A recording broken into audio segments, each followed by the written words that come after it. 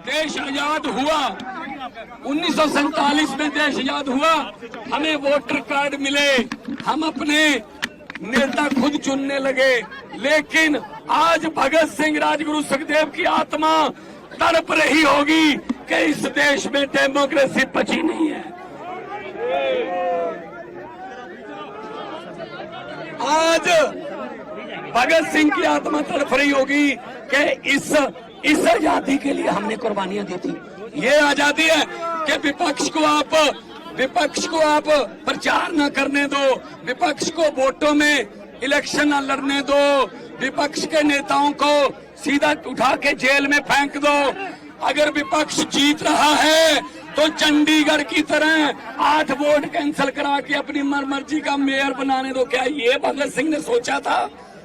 आज के दिन इनकी बुतों के सामने खड़े इनकी आत्मा तड़पती होगी। अरविंद केजरीवाल को तो पकड़ लोगे, लेकिन उनकी सोच को गिरफ्तार कैसे करोगे? पूरे देश में ये रोष फैल गया है कल से कि बीजेपी जो है वो देश में डिक्टेटरशिप लाना चाहती है। ये नहीं चाहते। अगर दिल्ली में सरकार नहीं बनी तो दिल्ली में सरकार की चलने नहीं देनी, एलजी की चलेगी। अगर पंजाब में सरकार नहीं बनी तो गवर्नर तंग करेगा।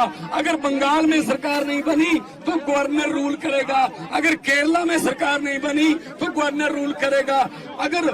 अगर झारखंड में सरकार नहीं बनी, हेमंत सोरेन को गिरफ्तार करेंगे। अगर तमिलनाडु में सरकार नहीं बनी तो गवर्नर चीफ मिनिस्टर का भाषण ही नहीं पड़ेगा, जो पढ़ना जरूरी होता है। ये बाबा साहब डॉक्टर भीमराव अंबेडकर का संविधान खतरे में है। आओ मेरे दोस्तों, 140 करोड़ लोगों को कहता हूं, आओ इकट्ठे हो जाएं, वरना ये देश बर्बादी की तरफ लेके जा रहे हैं। ये सिर्फ और सिर्फ अपनी फोटो, अपने काम, बस और कोई काम नहीं।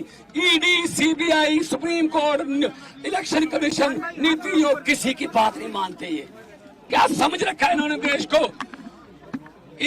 ये देश किसी के बाप की जागीर नहीं है। इन्होंने समझ रखा है ये 26 जनवरी को पंजाब की झांकी निकाल दी, झांकी रिजेक्ट कर दी, हटा दी।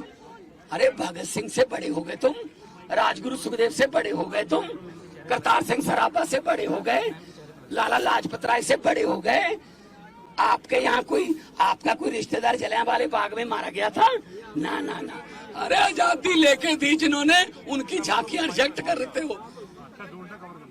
क्या हिम्मत है आप में? सो मेरे देशवासियों, आओ, देश को बचाने के लिए हमें बाहर निकलना पड़ा था।